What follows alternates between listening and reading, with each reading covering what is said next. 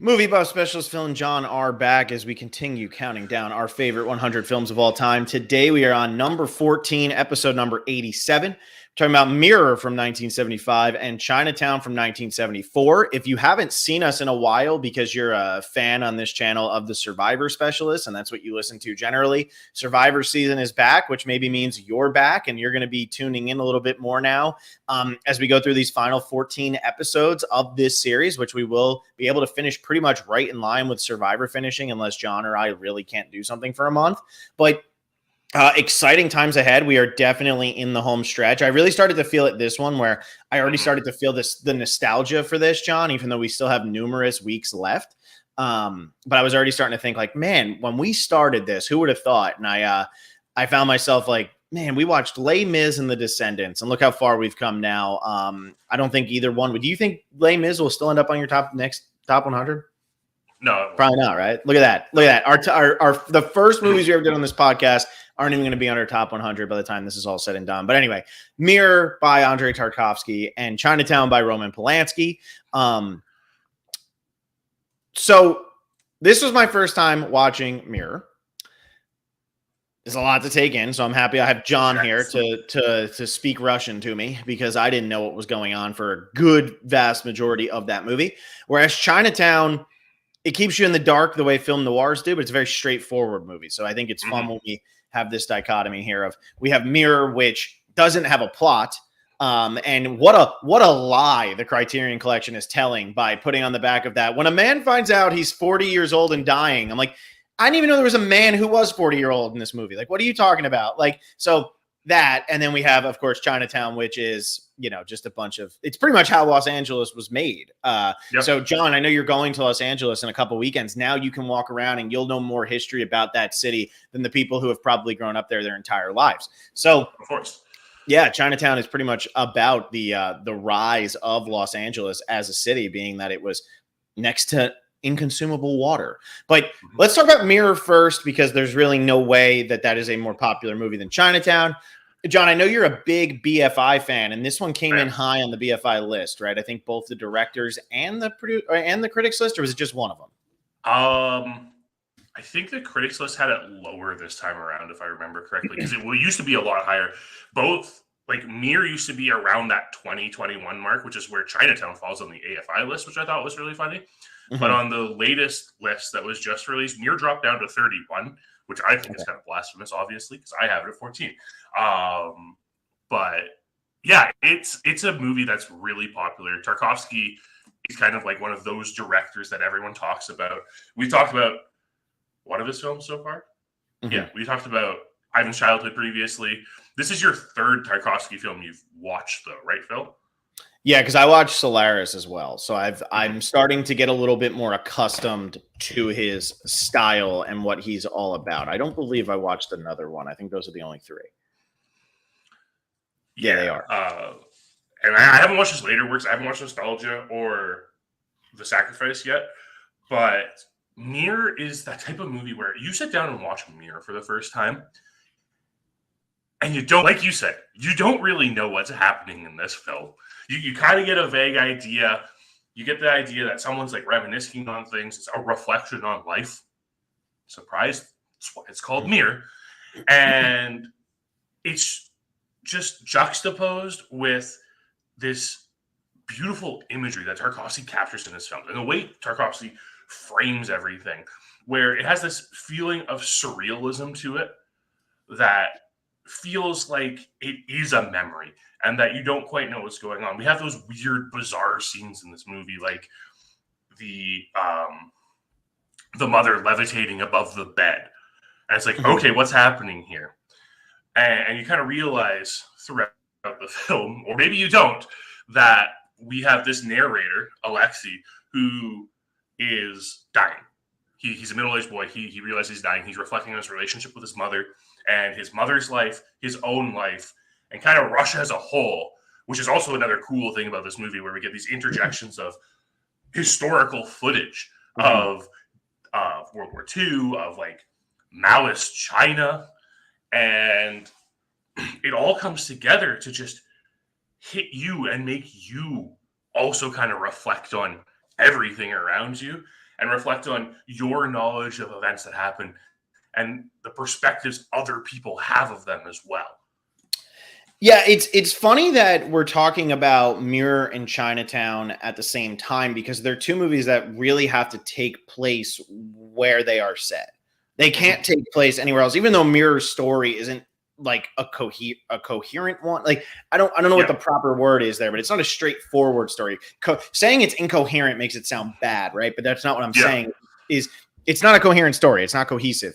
But it's funny because next week we go to Fargo and Dr. Strangelove, which are also very much have to be done during the time period and during in that setting. And these are two movies that are very much, they have to be done during this time period because the reflections of what Russia was like growing up and all of that really play heavily into this. When this movie came out, the Russian critics hated this movie.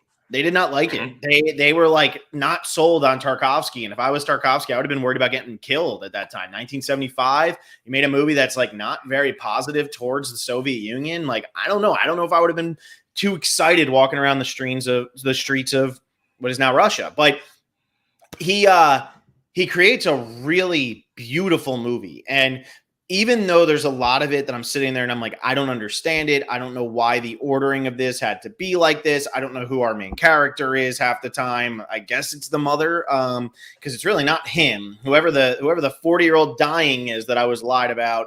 That's not the main character of this movie. I don't care. Really, the main character of this movie is kind of you, because there's a lot of breaking of the fourth wall to make you get pulled into this story.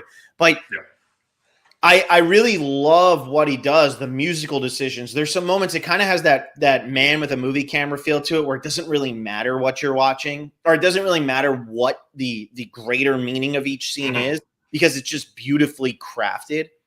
And this is definitely, like, out of the Tarkovsky I've watched so far, this is the one I feel I'll probably revisit the most, because I feel like there's the most to gain from multiple viewings. Whereas, like, Ivan's Childhood is a phenomenal movie, but I don't know if I'm going to watch that one all that often. One, because it's super depressing, but two, because you kind of get the story with that. Solaris, I think, definitely has a lot of depth, and there's a lot that you can pull from that movie upon rewatches and all of that. However, this is just more compelling to me. I feel like the sci-fi genre has been done so many times now, especially with this other planets and space travel and all of that. Mirror is very unique, just very, very unique. And I struggle to even find a comparative movie for it. I think that's because there isn't really a comparative movie for it. It's really its own thing. And the way it's presented, I wrote down in my notes this time that I think, while watching Mirror, it just feels like Tarkovsky is the closest a director has ever come to just capturing the essence of visual art on film. And like we talked about like Barry Lyndon, which has, these literal like paintings as shots that Kubrick puts there, and it still just doesn't compare to what Tarkovsky does with the shots he puts in this movie. Because with Barry Lyndon, there's literal paintings, but we're being told a very straightforward story. That's the point, right? And the decision to have the poetry go in throughout this movie, right? Where like the poet will just read off, stanzas from his work or whatever it is. That shows that this is meant to be poetic, right? Like this there isn't meant to be more of a story than what we're seeing on the screen and what we're seeing unfold. And I just think like those are the types of things that make this more of an artsy movie, because in a lot of artsy movies, will have a straightforward story but look beautiful. I think of like a movie like The Favorite, Barry Lyndon. Those are two very straightforward movies, even if they are very artsy.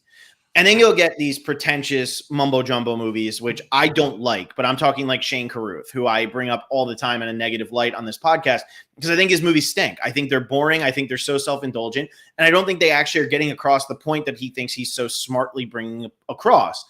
But he's doing it super, super artistically, like so over the top artistically. And I feel like in that middle ground between these two things is something like this movie. I say this a lot, whether I'm talking about this or I'm talking about Survivor, whichever podcast I'm doing, but I say this a lot. I don't think sometimes people understand what makes something work. We talked about that with Mhm. Reservoir Dogs. We talked about that with other Tarantino. We talked about that last week when I was talking about Erica winning Survivor 41. I don't think people really understand what makes certain elements of film resonate.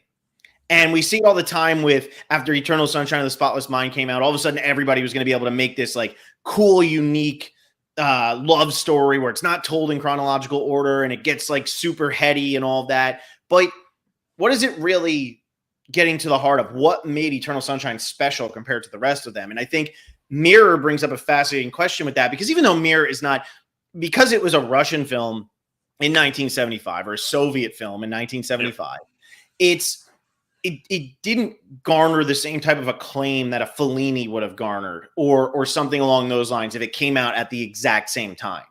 And I feel that Soviet Russian film hasn't made its way into the mainstream the way that Italian or French cinema or any, like, those are really the two that I think are like the biggest ones. German has started to do that a little bit more, but then even then, a lot of the times the German directors end up directing English movies after a while. Yeah. So all of that being said, I think that's why a movie like Mirror might not come up in that conversation as often, but it does raise fascinating questions about, like, what can you accomplish through the medium of film?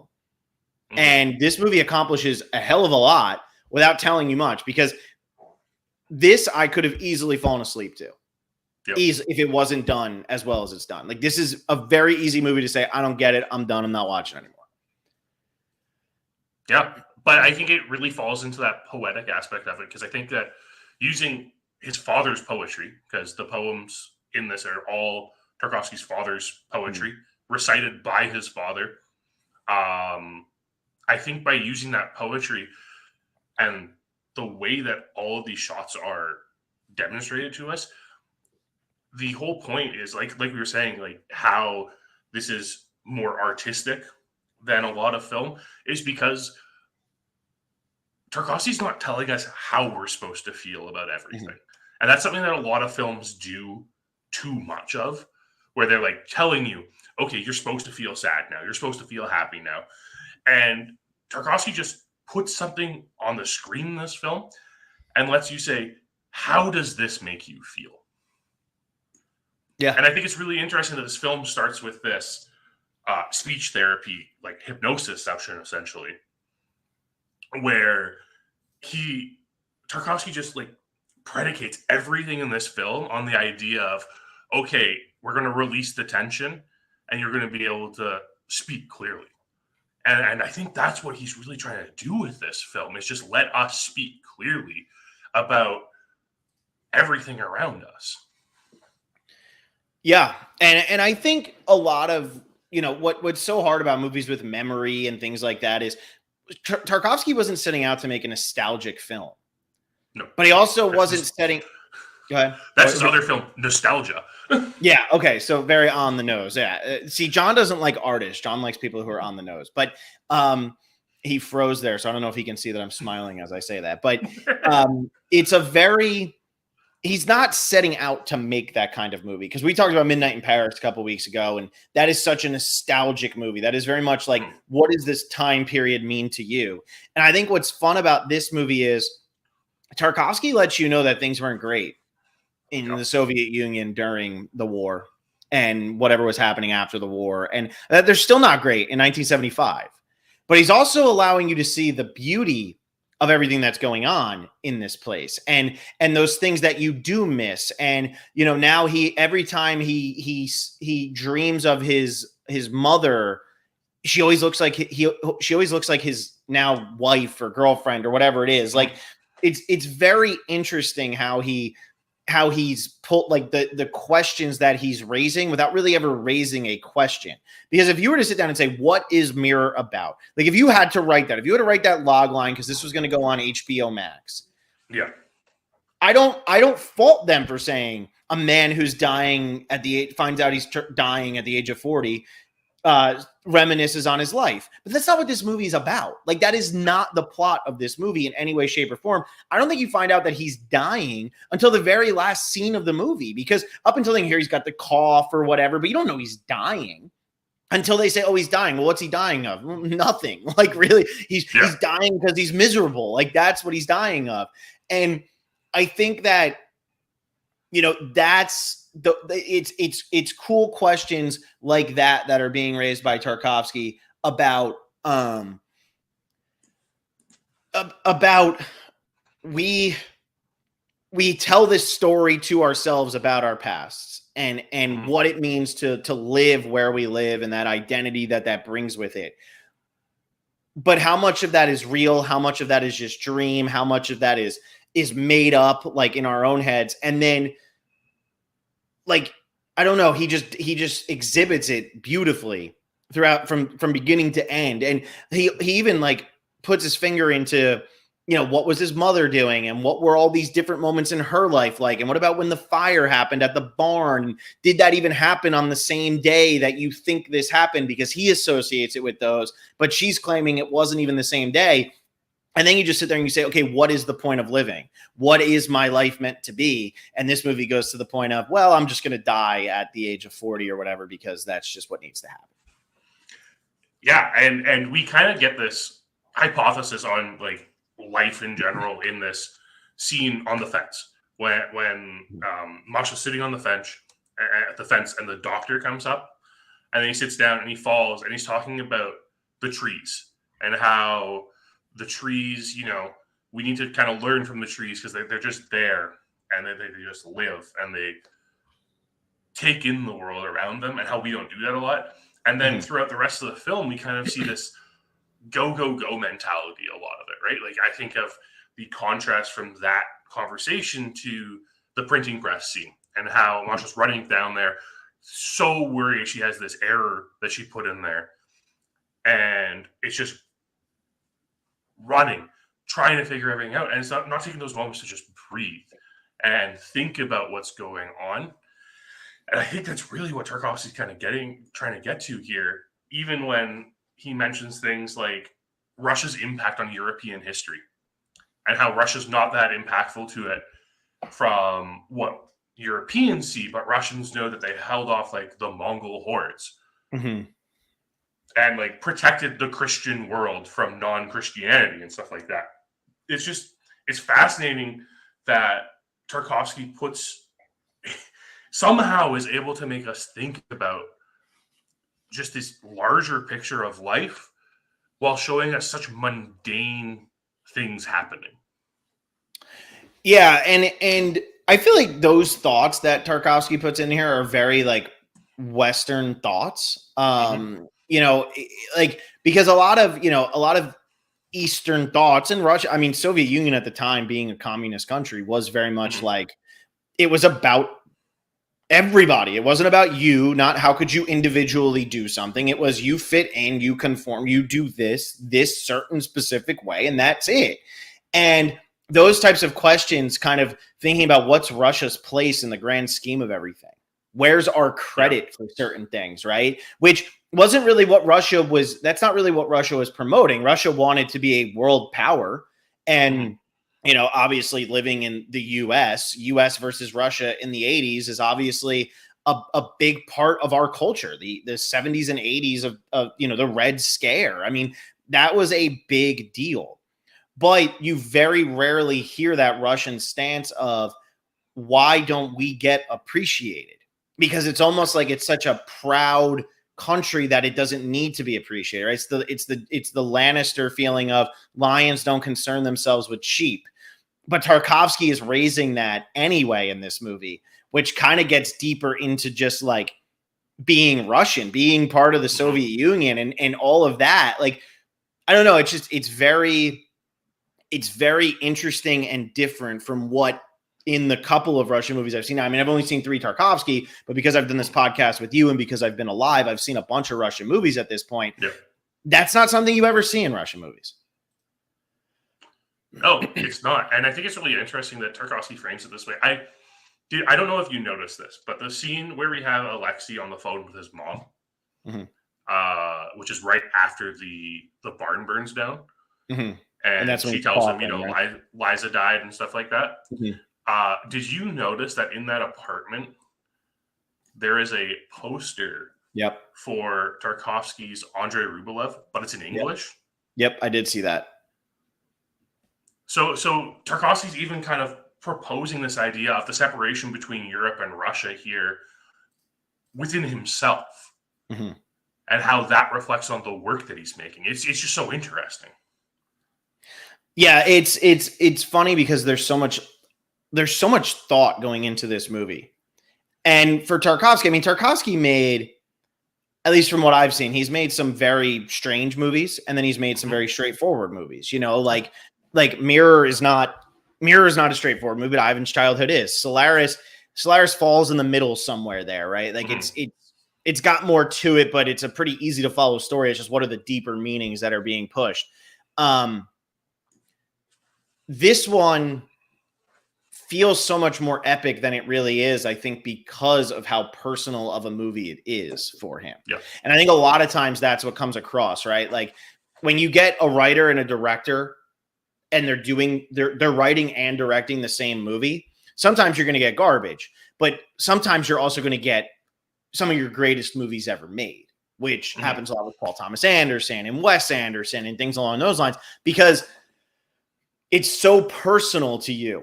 You want it to be so specifically done a certain way because you can visualize it in your head and everything like that. Like, so the Criterion Collection that I have with this, and I haven't looked at it yet, but I really want to, and I thought I was going to have time before this podcast, but I didn't. It came with their pitch for this movie. And it's like a 60-page thing in the Criterion Collection. And the pitch is essentially this. Like, it is essentially what went out on film. If Tarkovsky wasn't well known at that point, this movie doesn't get made. It doesn't get made, right? Because who was going to accept that type of pitch from an unknown? I don't think it was going to happen. Yeah. And even then, like, this is only his fourth film. So it was that early in his career. It was that he only made 7 feature-length films. Maybe it's his 5th film. It's like his middle career, because he had done Andrei Rublev, he had done Solaris, he had done Ivan's Childhood. So this is his 4th film. This is his middle film. And yeah, I think you're right. I think this is. But the other thing we have to keep in mind is the Soviet Union also was so huge into film as an art.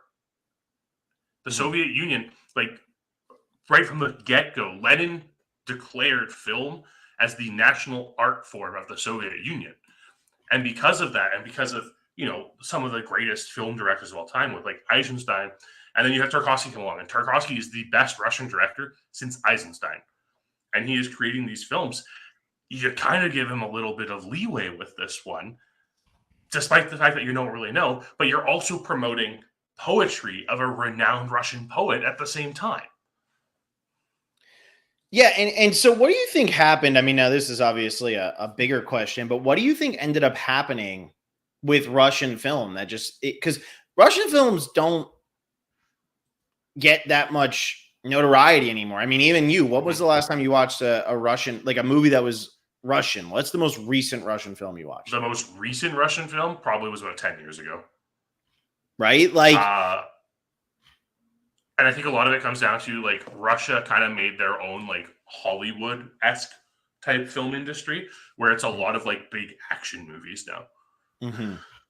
So we're not getting we occasionally get these like intimate Russian films, like The Return. Yeah, right. Like we get them, but they're fewer and far between, and it's kind of just like the same way that they have kind of gotten to the point where they're approaching cinema the same way that the Americans are approaching it. Yeah, but there's like a lot less being funded into like artsy Russian films than there are with artsy American. Because even though, I mean, every indie director and every indie filmmaker will tell you that they don't have enough money, because they don't, but still they're being able to make these movies. That's not really happening in Russia, it doesn't feel like. I mean, The Return is seriously the most recent one that I can think of from Russia that's like that like made any type of impact in America. And that was 2003. Yeah. I don't know. I think a lot of it comes down to that. I think we just don't hear about it a lot. I think we as North Americans don't hear a lot of what comes out of Russia. And I think it kind of stems to back with the Cold War and everything. where we weren't seeing a lot come out, and we kind of had at the end of the 80s and stuff with Gorbachev and like kind of opening up Russian culture to the world, we kind of got an influx of things. But since then, I think Russia's gotten a little more closed off, and we're not easily accessing these Russian art forms that are coming out.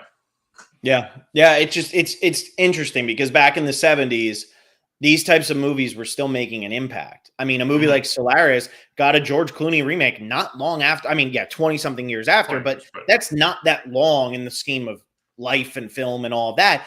And this was probably during the time where there was the most doubt in Russia and Soviet Union and all of that from the rest of the world. The rest of the world thought Russia was out to get them, and they were going to go for world domination and kill everybody and whatever. But these movies by Tarkovsky were still making their impact. And I just find it interesting that you're probably right. It is definitely for political reasons that we don't hear more about Russian films.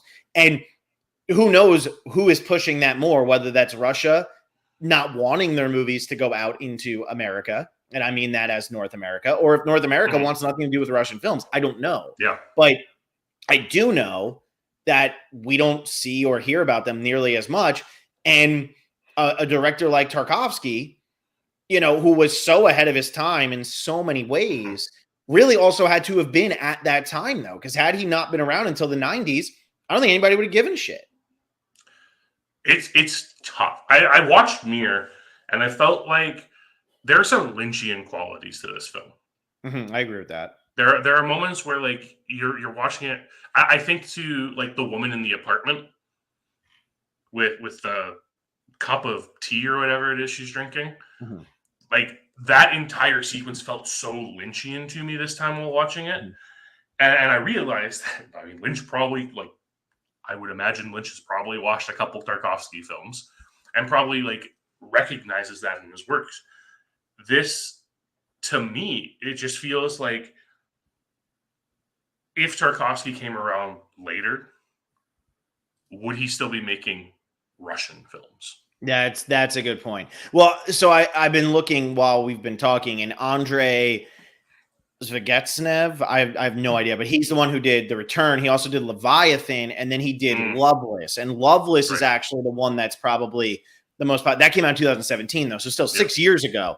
But that one, so he is like the director, though. If you're looking for Russian film, he's kind of that guy now. But I think that's a very fair point of would he still be making those movies? Because you even see that with somebody like Ang Lee, right? Ang Lee, phenomenal director, coming straight out of Hong Kong, was doing great, but couldn't make the career he wanted just making movies in Hong Kong. So that's why he branched out, and he's making movies like Life of Pi and Crouching Tiger, Hidden Dragon was his, big moment. But after that, how much longer is he going to be able to do it? You know what I mean? Yeah, that's a big point. Like, it's really interesting to kind of meditate on that with film and the like state of film now. Is, even with we've been talking about the Oscars and the Oscar noms and stuff, and we're seeing this. One of the biggest things with the international films list this year is that RRR didn't get nominated, right? For Best International Film because India didn't submit it. And like, are we still in a point where we're viewing cinema on a global expanse that like each country can only produce one film every year? One great movie, right? It's fascinating, especially when you consider like the wide range of different types of cinema that all of these other countries have that we don't see. The fact that like Japan had never submitted an anime for Best International Film until like last year or something like that. Like, it just seems that we're just so honed in on American and like to an extent, again, those like French and Italian films that we just kind of ignore the rest of the world a little too much. Yeah. Yeah. And I think that's just because Hollywood is the big money maker when it comes to film and, at least for what is a very rich country. And where movie stars and everything like that are so massive. So it makes sense. But it's funny. That's like this whole conversation, though, because Mirror isn't a movie that is plot driven. It is a movie that is thoughtful and wanting you to think about where it stands in the grand scheme of everything else. And Exactly. I think that's why this movie came out a year after Chinatown. Came out the same year One Flew Over the Cuckoo's Nest won Best Picture, and the year before Rocky would win Best Picture. The year after The Godfather 2 would win Best Picture. Where did a movie like this fit into America? It didn't. It did not fit into American audience. 1975 could be the greatest year for American film ever. With Dog Day Afternoon, One Flew Over the Cuckoo's Nest, Nashville, Barry Lyndon, and Jaws. Like, those are the 5 movies nominated for Best Picture that year. None of them are like Mirror. Now, Robert Altman with Nashville, that's a different kind of movie. But none of them are like Mirror. No, and like that's what's so nice about viewing these other movies. And like I'm so happy that I decided at the ripe old age of 18 to take Slavic studies in university, so that I was introduced to these type of films, because I don't know how long it would have taken me to watch a Tarkovsky film if I hadn't. Yeah. And Mir gets announced for the Criterion Collection, and the day it gets announced, I pre-order it. Like, that's what this does. Like, I don't know. And watching it again and just like seeing these moments, the barn burning scene is so gorgeous. And the fact that you don't see it out first, and the first time you see it is through this reflection in a mirror, it just really makes you think about everything that's going on, and the fact that this is a memory and that you're not quite sure what's happening. And it just impacts you so much harder every time you watch it. Mm-hmm. Yeah, I know. I really do want it. Like, that is a movie that I will definitely be rewatching in the near future, because it's just, it needs another watch. It's just not possible to take it all in after one. It's just not possible. Mm-hmm. Yeah. I mean, I've seen it several times now, and I still need to watch it more. Yeah. Yeah, it's kind of like when I would always talk about with Memento, where Memento did what it wanted to do so well, because by the end of it, you forget how it's going to end every time you watch it, because even though you've seen it so many times, you forget how it gets to those points. I feel like that's like a movie like Mirror just has that. Mm-hmm. Absolutely. Yeah. But all right. What was the best thing you watched this week? I've been kind of making my way through the Oscar noms this week, and like I've been watching some of those like weird one-off nominees this week. None of them really stuck out to me, so I think I actually have to go with a new M. Night Shyamalan movie was the best thing I watched this week. Knock at the Cabin. It's getting very mixed reviews. It's pretty straightforward for an M. Night Shyamalan movie. The symbolism's apparent if you understand what it's about, but might take a few people a little longer to pick up on. More importantly, I think it really just showcases Dave Bautista's acting skills, which are a lot better than I think most people expected. It was good. I really enjoyed it. It kind of had some Mir qualities to it, where it was very self-reflective, and Shyamalan frames a lot of things in kind of in the first person, where you're not sure which character is being spoken to, but it's a lot of like centering the character who's speaking at you, and kind of feels like the character's talking to you, and it makes you think a lot. It was just a very different type of M. Night Shyamalan movie. Yeah, that's on my list of movies to watch. I actually kind of liked Old. I thought Old was, fine. I mean, M. Night Shyamalan, my expectations are so low for him at this point, especially since, like I've said numerous times on this podcast, The Sixth Sense I don't think holds up at all. So with all that being said, he's definitely, I know what I'm going into with his movies, and I think that's why I liked Old, and I'm curious to see what Knock at the Cabin was. So I watched Dr. No and Puss in Boots: The Last Wish. Those are the only 2 movies I watched. And I will say, I think Puss in Boots: The Last Wish was good, but I think it's so overrated. It's crazy. Like, I gave it 3 stars, but the way people are talking about this movie, you would think it was the greatest animated movie to ever come out. And I do think that there were some really interesting moments. I thought the death dog was awesome. I mean, I thought that whole thing was creepy as hell. But I don't know. Like, I feel like it gave away a lot of the fun of the first one to have more depth, because the first one has no depth. I mean, the first one is all surface level, whatever, but it's fun. This one I felt was a little bit less fun, but had the depth. And then Dr. No, probably my least favorite or second least favorite of the Sean Connery Bonds, but it was much better on this viewing than I remembered it being the last time. And maybe I just had misplaced expectations the last time I watched it. But, it's a good movie. I mean, it's entertaining. Mm-hmm. It's the movie before From Russia with Love, and From Russia with Love is my second favorite Bond. So it just kind of is what it is. But yeah, that's it. Yep. I get that. Dr. No doesn't quite feel like it has that Bond formula to it. It's missing a lot of the Bond aspects. And I think people sometimes go into it with that misconception of this is a James Bond movie when it's like, it's not heavy gadgety. It's not even like James Bond as kind of like the character we know James Bond doesn't really quite come through in that movie. I definitely feels like they're still trying to like figure out what they're doing at that point. Yeah.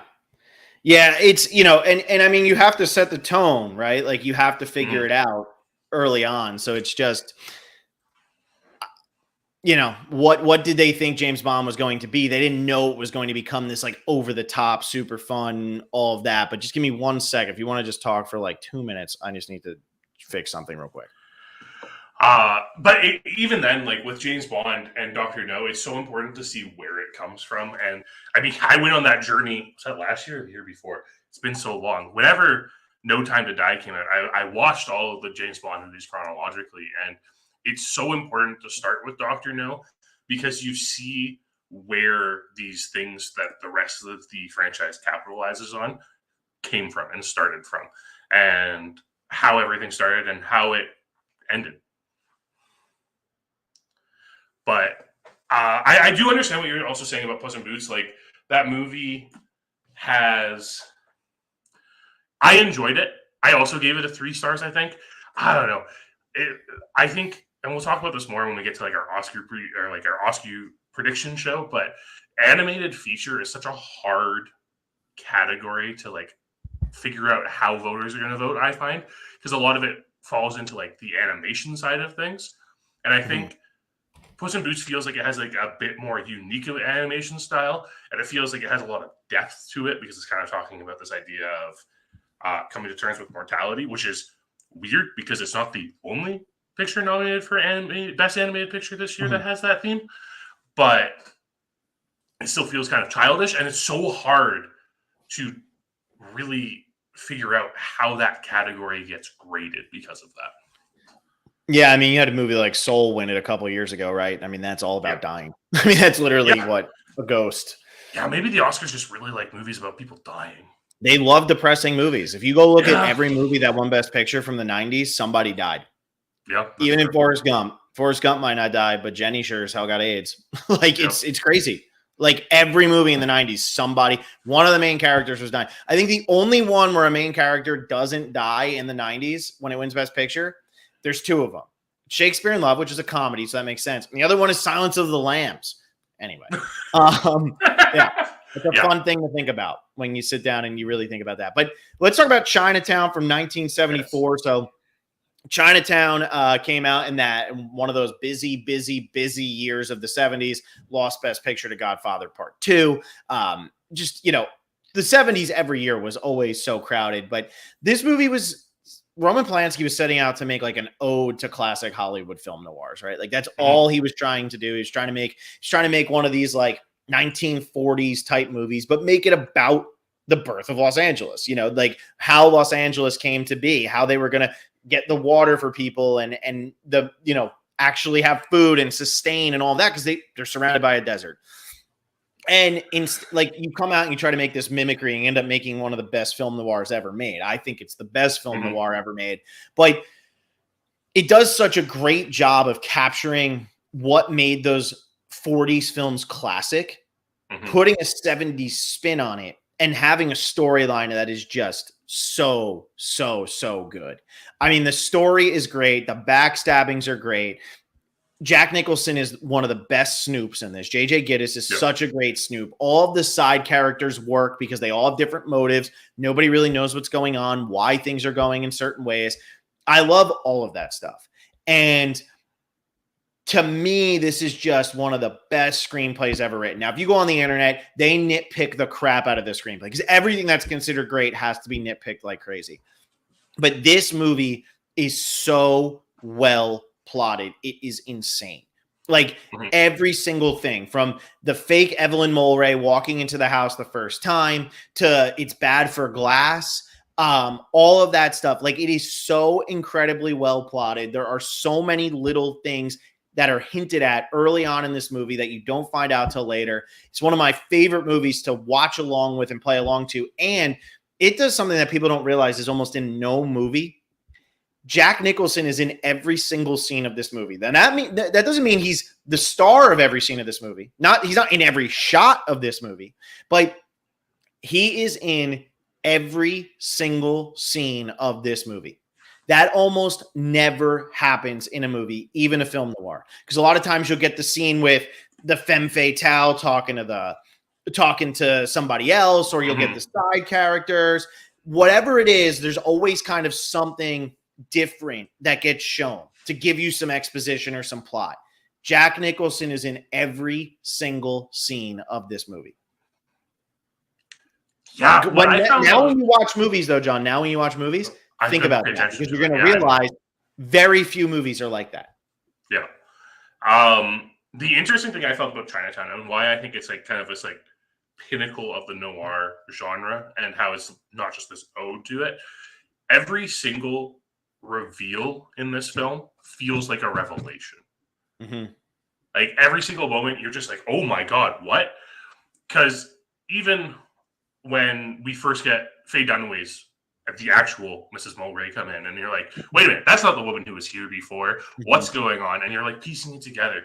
And you have these like small reveals and these revelations. And then you get to, the big stuff towards the end of, Evelyn was raped by her father, had a child, and now, trying to escape her father, who's clearly not a good dude. Yeah. It's fascinating because it doesn't feel, sometimes in film noirs, you can get to a point where a reveal either feels so obvious, it doesn't feel relevant, or it feels so unnecessary, it doesn't feel relevant. And Chinatown doesn't do that. Polanski was very succinct in exactly what information he reveals when in this movie. And it just makes it for such a wild ride the entire way through. Yeah. And it's such a dark movie because so much of this movie is about how are the people of Los Angeles going to get the water they need? And it's being diverted, and we're going to look into that. And that's why it seems like Hollis Mulray gets murdered and all that. And what you really realize by the end of this movie is nobody cares about the regular people of Los Angeles. That's what the message of this movie is, right? Like that whole ending of Forget It, Jake, it's Chinatown, one of the most dissected lines ever. And I go back and forth, what does it really mean? What is the takeaway from that line? And watching it this time, my thought was, when he was in Chinatown, he did everything he could to not have a girl get killed, and she got killed anyway. And he's a beat cop, and he moved on, and now he's a private investigator. Life went on. And now in this situation, he does everything he can so this girl doesn't get killed. She ends up getting killed anyway. Okay, so it's like a replay of Chinatown. It's taking place in Chinatown, all of those things. But really, it's more of saying this isn't going to matter in the long run, because No Cross is too big to take down. And the water system and the people who run the water department are going to do what they do no matter how corrupt it is. There's nothing you can do about it. And it's such a bleak ending. It's so bleak because it's just this whole movie, you think, okay, he's going to find out something. He's going to take down Noah Cross. And all you end up finding is how bad all of these people are and how they keep winning. And that's the note it ends on. And that's why I think the reveals are so great in this movie, because the reveals are all powerful to what the story means as a whole. The reveal that the people in the nursing home are buying all this land because they can just do it. And this was back during the 40s when it was pretty easy to scam the hell out of people. Like we're seeing that the people who are in the obituaries, they're having all the land. All that's doing, though, is building up how horrible of a person Noah Cross is and the other people who he works with for whatever. That's all it's doing. That's why this movie, I think, is so great, because if you really think about everything that Jack Nicholson looks into, doesn't matter to anything in this movie. Like, it does not matter. All of these big discoveries, all these big revelations, they all amount to nothing. Because at the end of the day, all he's trying to do is protect Evelyn Mulwray. And he can't do it. Because how do you protect? And that's like I feel like that's the metaphor for everybody is trying to. Hollis Mulwray was trying to protect the people of Los Angeles. And so he got killed for it. Because at the end of the day, nobody cares about the people of Los Angeles. They care about where the money's coming from. Can I get that promotion? What's his name? The guy, his partner, Hollis Mulwray, the guy who's under Hollis Mulwray. He moves right up into the nice, beautiful office. That's what makes great film noir, right? Because that's black film. That is black film. That is dark, disturbing, no light, no happiness. And that's how it should be. And Chinatown captures that while maintaining incredible levels of entertainment, and Jack Nicholson's performance is just like out of control great. He is so charismatic in this role. Yeah, that's what I have to say about just the grand scheme of the revelations and everything. Yeah, and I mean, even when I look at it the way it's structured, with the fact that like Chinatown's kind of this word that gets bandied around a lot, but we don't really see anything about Chinatown for a long time in the film. And even like, oh, they're down in Chinatown and stuff like that. It has this weird connotation to it where it's like, okay, but why is that a big deal? And yeah, we get the revelation about why, Jake's no longer on the beat and stuff like that. He's no longer a cop. But even then, it's like, why Chinatown? Why is it Chinatown? Why is this movie called Chinatown? And it's because nothing matters in Chinatown. Yeah. And what I love about this script by Robert Towne is you hear about Chinatown once in the first hour and a half, hour 15, whatever it is. He sleeps with Evelyn Mulwray, and you probably hear the word Chinatown 40 times the rest of the movie. Yeah. It's brilliant because as he is falling further and further into this cycle, it's bringing up his past and what all that means to him. And he's reminiscing on that other situation that we never get details about. We just know she died. That's all we know. Yeah. But it's so fresh on his mind because now it's starting to take over. Now the situation's starting to play out again. And everything is going wrong. And will he learn from those mistakes or no? And instead, it doesn't really matter if he learns from them or not because there's nothing he can do about it. Because the cop is the one who ends up killing Evelyn Mulwray. And Noah Cross is hugging Catherine, pulling her out of the car as this movie is ending. And there's nothing that J.J. Gittes can do. It's I don't know. It's just brilliant. It's just brilliant. So I love those decisions because you could have done this the way a lot of film noirs do it.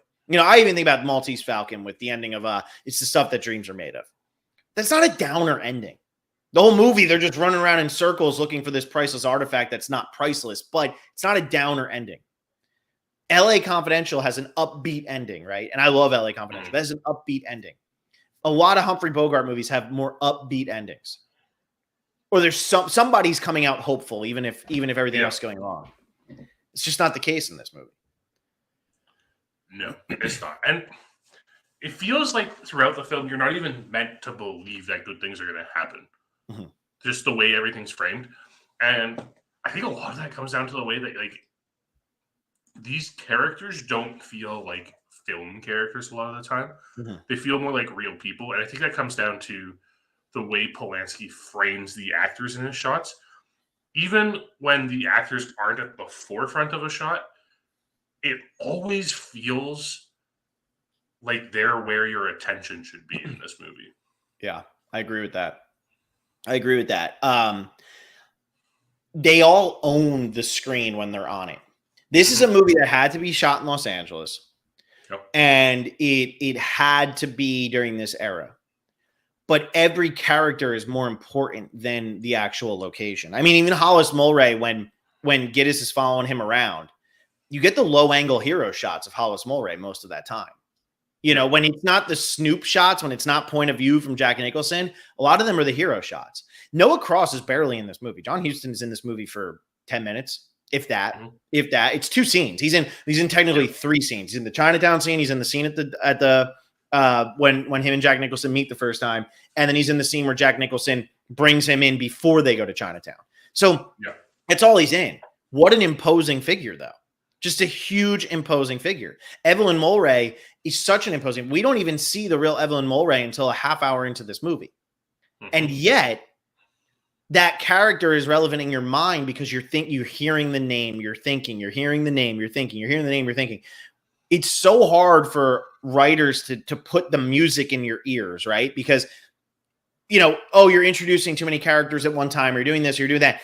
But when you have these upper level performances, you're not going to forget who any of these people are as the movie's going on. No. And I mean, with Evelyn's such an interesting character because you also have the association to the genre attached to her, where, and that's one of the big things with noir, and why I think this is such a beautiful homage to noir, and why it kind of transcends homage and is just like considered one of the classic noirs, is because you have these character archetypes that are so prevalent in noir. You have the PI who's, at the end quite altruistic and doing things not selfishly, but doing them for some sort of greater good. And then you have the femme fatale who's usually in on it and stuff. And when we start the film and we have Jake set up where we have the fake Evelyn Mulwray come in and insist that he finds out that what Mr. Mulwray is doing and like how Hollis is cheating on her and everything. But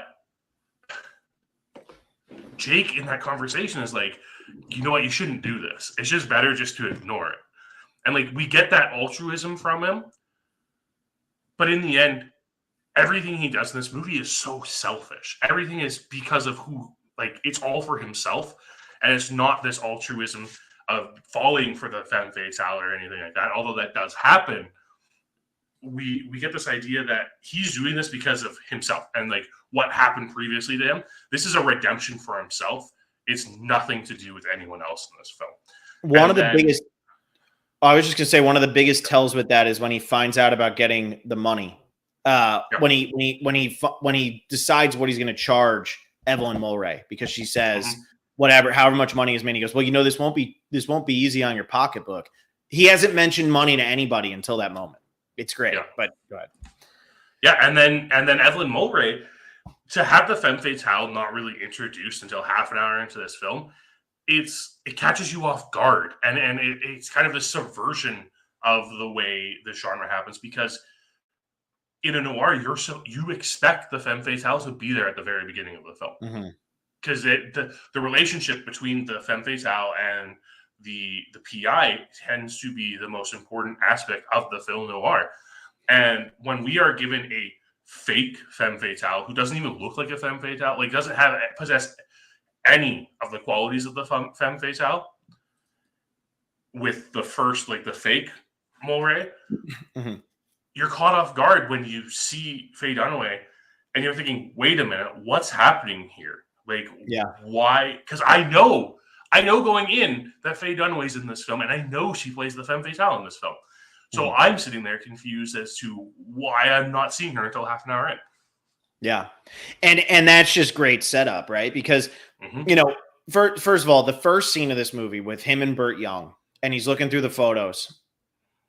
I'll get to why that's so brilliant in a second. But we get that. And it's, what do you want me to do? Is she a good wife? Just go home. Who cares? Whatever, blah, blah, blah. Then it goes to the next scene, and I think my husband's cheating me. Oh no, I'm so sorry. He's so bored with the work he's doing. It's awful. So he's taking it for granted. His guard is so down. His guard is so down in this moment. And it takes until he tells the Chinaman joke, which is what that is. He tells that joke. It takes until that moment for him to actually start to put his guard back up. Because until that point, he's annoyed. He's you can't believe you print this in the paper, and he's fighting with people, but he wants the respect. He wants to be treated well. He's in it for himself, like you're saying, but his guard is so down because he knows that what he's doing ultimately isn't worthwhile. It's a waste of everybody's time. He's a schmuck.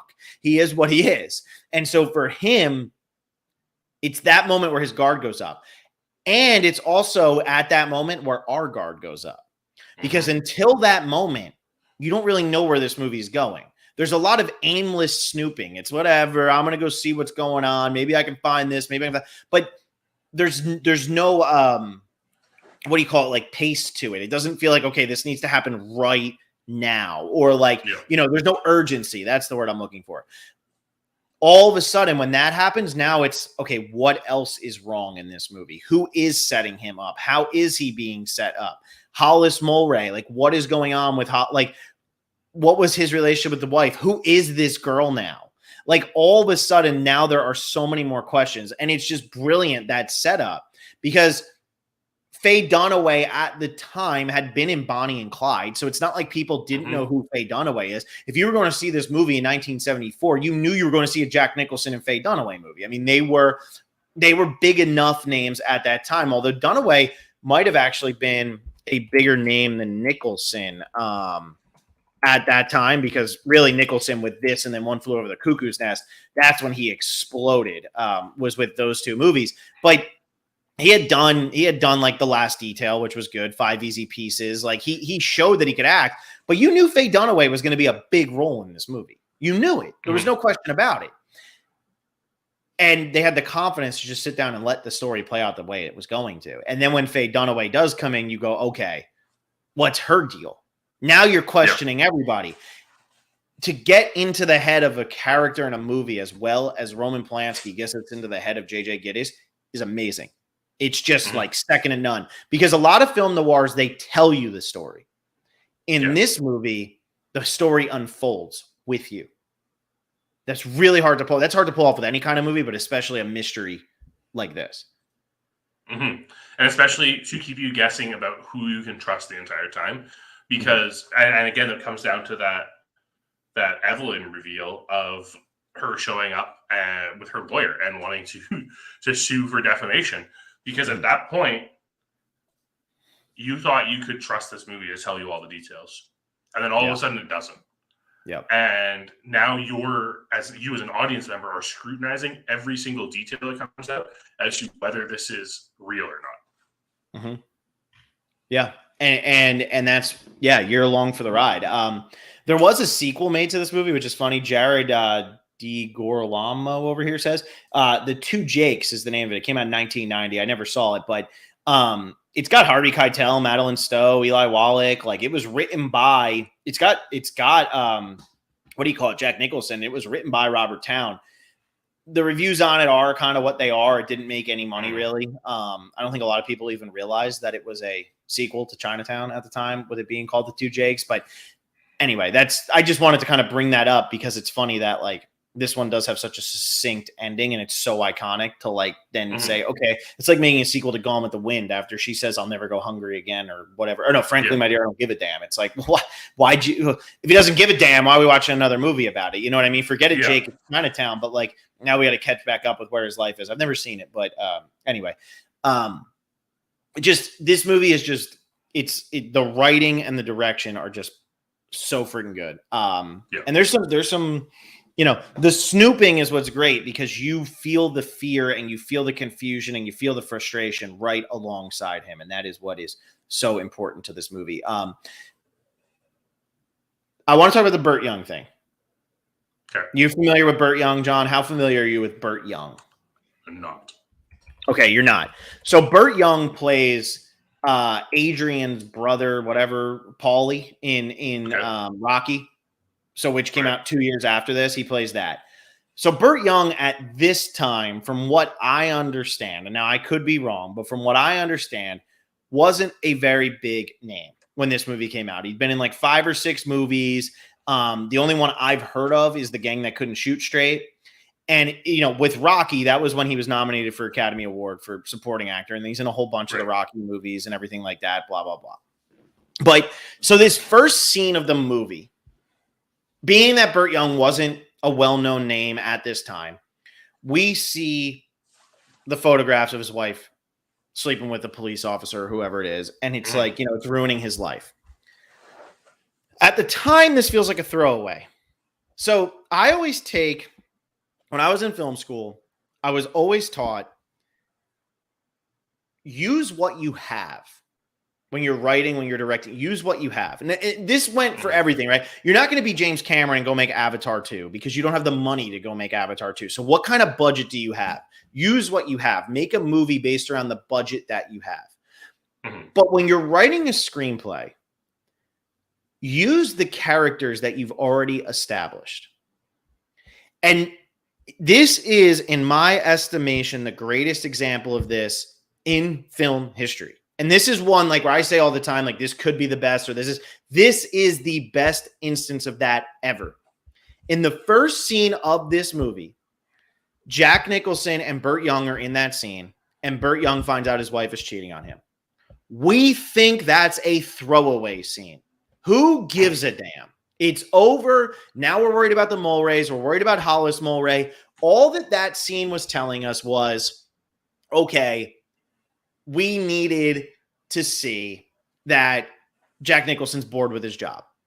And then an hour and 35 minutes into the movie, when J.J. Gittes is screwed and he's got nowhere to turn and he's trying to set everybody else up, he goes to the house and knocks on the door, and Burt Young's wife answers the door. And Burt Young then helps J.J. Gittes escape and get away from those guys so he can continue on with his plan. It's the greatest use of use what you have. Somebody else would have said, oh, create a new character, write in a new character. How can we get his partners involved where he has to be exposition heavy to explain? Because of the use of this character, we stay in the dark about what's really happening. Because while I've been saying the whole time we're getting in the head of J.J. Gittes, we're still in his head because at this point, he's still throwing it together. We just know everybody's going to meet in Chinatown. That's all we know. We don't need to know more than that because that's really all he knows. But he also knows that he can go to this guy. And when she opens the door, she got a black eye. So we know. And then I love the part where he says, hey, it's that guy I was telling you who did that. And she's like, yeah, I know. Because obviously, you know, he's the guy who told me you were cheating on me. But I just think it's so brilliant because we have forgotten this character exists. And yet he comes back in one of the most important moments of the movie to help J.J. Gittes. And J.J. Gittes is using his connections in any way he can to make things happen. And he's part of the plan. There's not a single wasted character or moment in this movie. And like if you're writing something, look at the way that happens. Because you could have easily just said, oh, he went to a different character, or he went and got somebody else to drive him, or he had a car in a shop. No, he gets somebody else involved who can now help Evelyn and her daughter escape. And who is indebted to him beyond money, right? Because we even hear say, oh, I'm sorry, I'll pay you back. I swear this will cover that and I'll give you money. It's just fantastic. I always love that so much because you forget that it's going to happen every time. Yeah, it caught me off guard. When I was watching it, it's like, oh, this is that guy from the beginning of the movie. I guess I should have paid more attention. But I also love how that beginning scene also gives, it almost gives that expectation where Polanski's playing with our expectations of it by using the black and white photos there. And like, it's the full frame shot of black and white. You're like, oh, okay, Polanski's going all the way with this because you have the like sepia tone opening credits with like the jazz trumpet playing behind it, and then you get these black and white photos, and it's like, oh, maybe like he went black and white with this, and then it reveals the greater world around that. It kind of tells this idea that like Polanski is paying homage to these old movies, but still making his own movie at the same time. Well, and I do want to talk about Jerry Goldsmith's score because Jerry Goldsmith's score in this movie is incredible. Like it's so great. It really captures an era that it's not actually a part of. That's what's so impressive about it. Like it is nailing that era, but it's not actually from that era. And it still sounds like it could be in the 70s. Like it's just perfect. And this is the movie I always like makes me associate with classic Hollywood, even though it's from 1974. I feel like this really hits all the tropes of what made the classic Hollywood era, the classic Hollywood era. And that type of music is one of those things. Ended up not winning screen. The only thing that this won an Oscar for was best screenplay, because it did come out the same year as the second Godfather, which, cleaned up a lot. But then Harry and Tonto won, Art Carney won for that, for best actor. But I just want to see what won for best score. Best score went to, where is it? The Godfather 2. So like, you can't, what are you going to do? You can't argue that. But at the same time, Jerry Goldsmith's score like really elevates this movie. Really elevates it. Yeah. Was there anything else? Oh, so this was a question I just wanted to ask you, John, because I have what I call the Polanski Big Three. As you can see, they're in my top 100. Yeah. I have 3 of his movies in my top 100. You don't have any Polanski in your top 100, right? Or did you have Chinatown? You didn't, right? I have Rosemary's Baby. You did have Rosemary's Baby. Okay, so you had Rosemary's Baby. Well, then that might defeat the purpose of my question. But I guess now that you've watched all 3, do you still consider Rosemary's Baby his best one? I think so. Yeah, I do think so.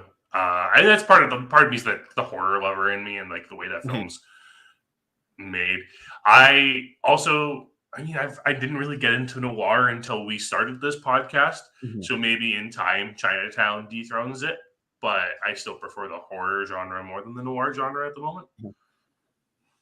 Yeah, I have 3 of his movies in my top 38 of all time, with The Pianist, Chinatown, and Rosemary's Baby. And I have Chinatown as number 1, and I think it'll stay there after rewatching them all pretty close together. Within a half year, I'd still keep Chinatown as my number 1, but because I just think I love noirs, and I think when a noir is made great, it's so much fun, and Chinatown is so much fun in such a dark way, and I just love it. So I just wanted to throw that out there. But Polanski, that's a horror, Nazi war film, and a film noir. Like, it's a shame what he is as a person, because that really upended his career in a lot of things. But it's crazy. You got anything else you want to say about Chinatown? Nope. Cool. All right. Well, we're moving on. Next week, we'll be back. Number 13 in our top 100. We're talking about Fargo from 1996 and Dr. Strangelove, or How I Learned to Stop Worrying and Love the Bomb from 1964. My favorite Stanley Kubrick film. And I believe, is this the highest ranked Coen Brothers film that we have? Do you have another Coen? No. Wait. Yes. Yes, it is. It is. So, yes. And I had Fargo in my top 100, a little bit lower down. So it'll be fun that we're finally getting to talk about this. But yeah, Fargo and Dr. Strangelove. That'll be a fun podcast. Thank you all for listening. Hope you're all enjoying. Become patrons. Subscribe here. If you're a Survivor fan who is discovering this, thank you. If you're a fan of movies who also happens to like Survivor and don't know all about that fun stuff, we'll be live in like an hour and a half, me and Alexa, talking about Survivor stuff. So thank you all for listening, though. 13 episodes left. That's it, John. Crazy to think that that's the case. We're going to have to do like a rendition of Diane Keaton singing Old Days as we go through this, much like Annie Hall has. So we'll do that at some point. Somebody can edit that, though, because I'm not going to. Anyway, thank you all for being fans, and we'll see you next week.